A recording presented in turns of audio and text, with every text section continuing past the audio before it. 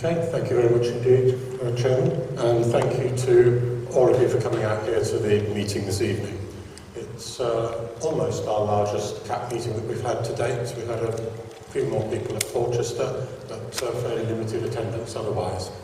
So what I was going to talk to you about fairly briefly is, first of all, why we have the local plan. Most councils do have local plans, but quite a significant number don't.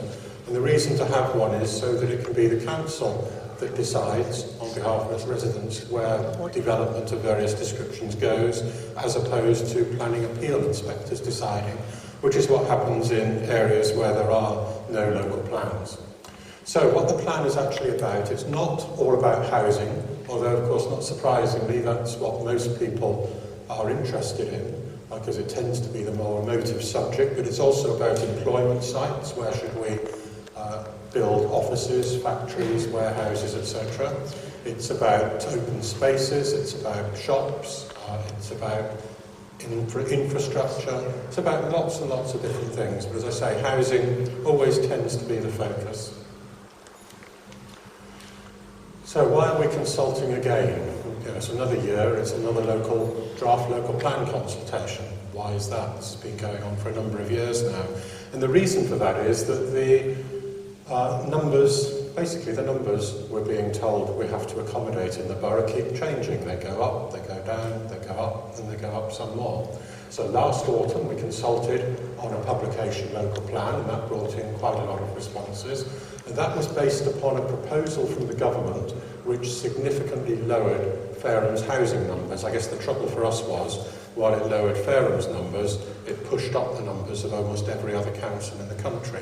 So there was uproar. And what happened then is, obviously, the government bowed to pressure from those who were, the volume of noise that was being made from hundreds of district councils across the country. And what the argument was about was that we have previously been handed down housing figures based on housing need projections, which are done by the Office for National Statistics, based here in Fareham, which are worked out for every local planning authority.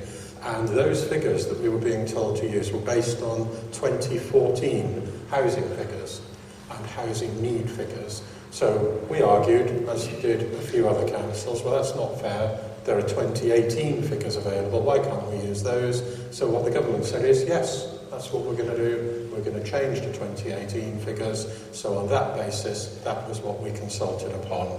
And then 2 days before the close of consultation into that local plan document, the government changed its mind again and said, no, we're going back to the 2014 figures.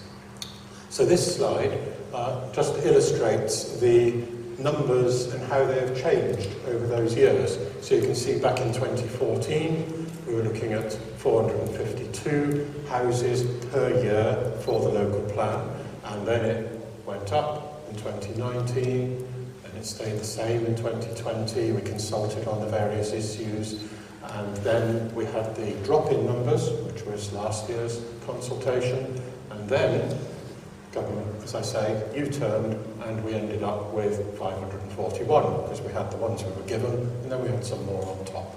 So that's 541 homes we are supposed to plan for per year through to 2037, which is the timescale for the local plan.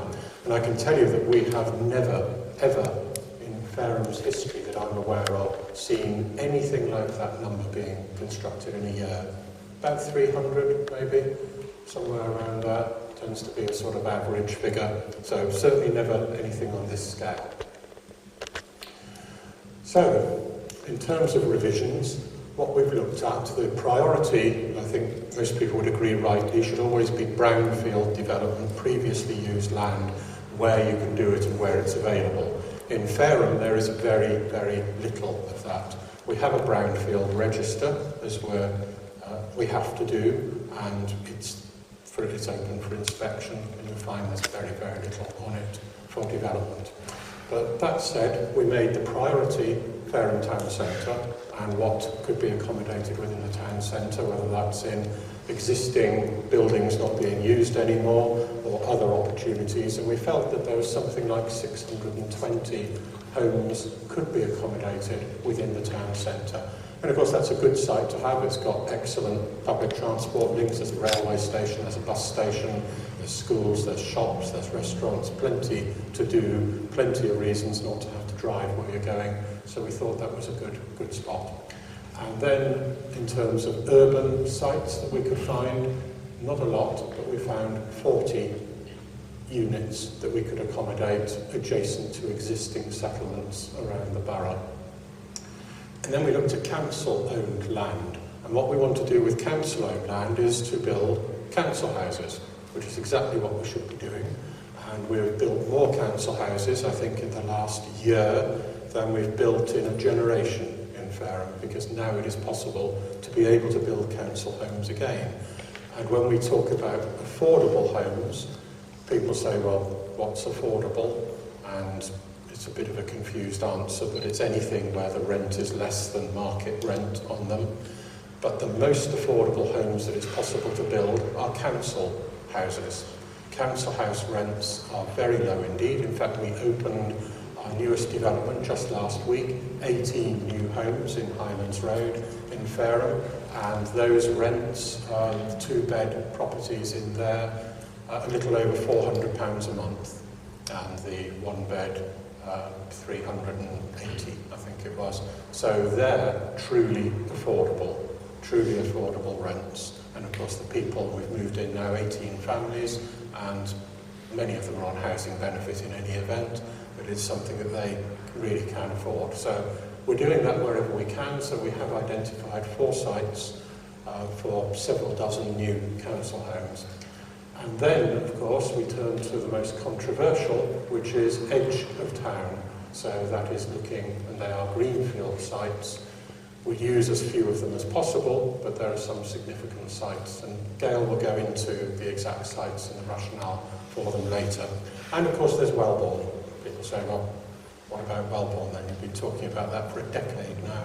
Why hasn't a house been built? Well, the reason a house hasn't been built is the sheer complexity of bringing home one of England's biggest housing developments.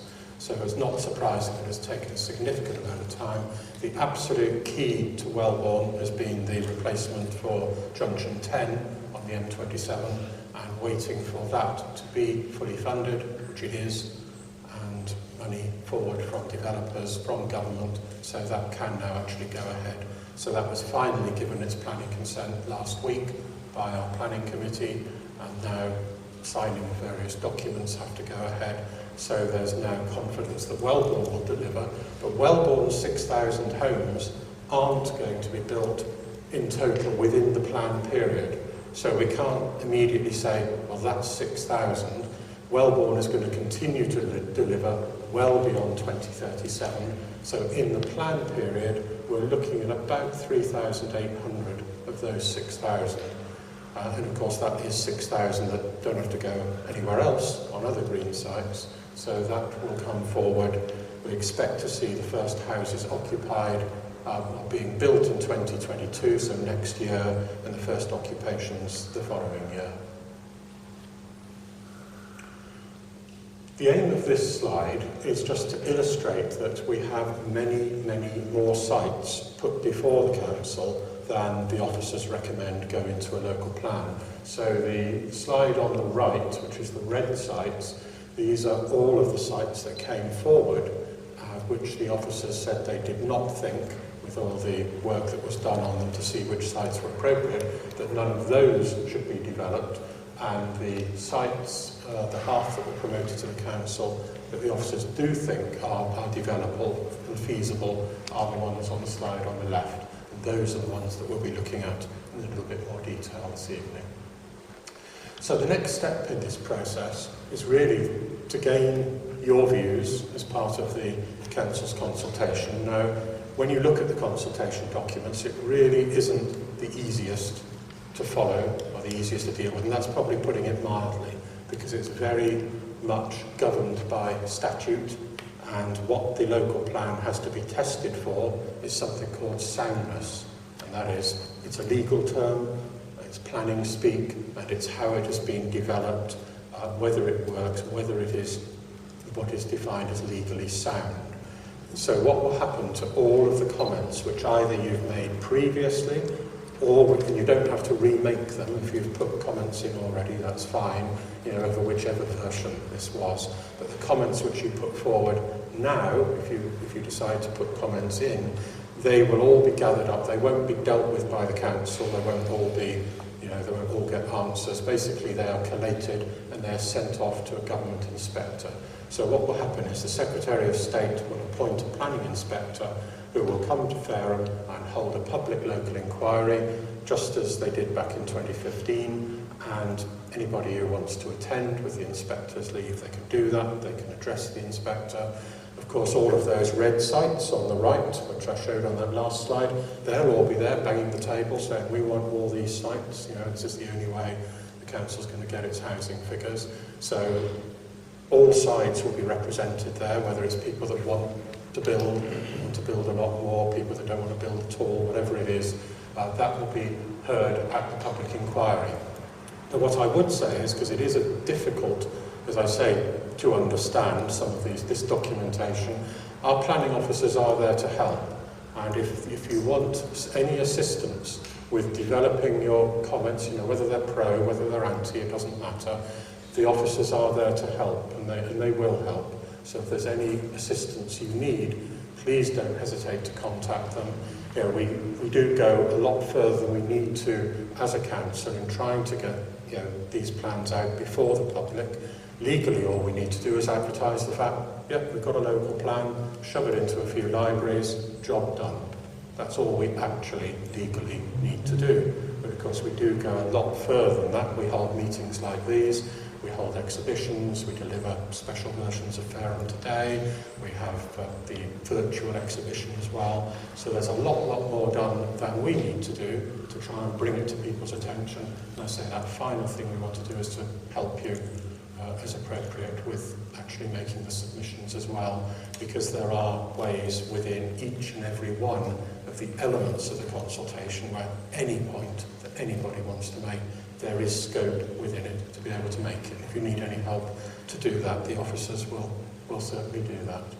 So that's the end of my introduction. Now I'm going to introduce Cllr Woodward, who is one of our senior planning officers who is looking after the local plan process. She's going to go through in some more detail, and then we'll open up to questions or comments when she's done that. So